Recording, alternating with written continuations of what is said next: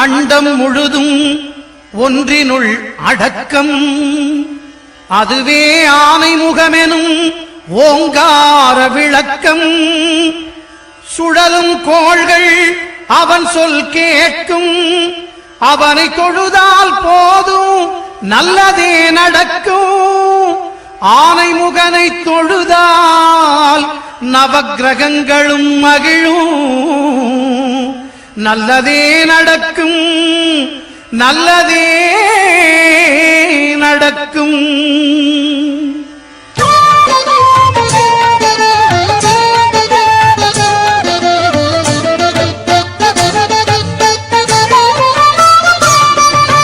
ஒன்பது கோளும் ஒன்றாய் காண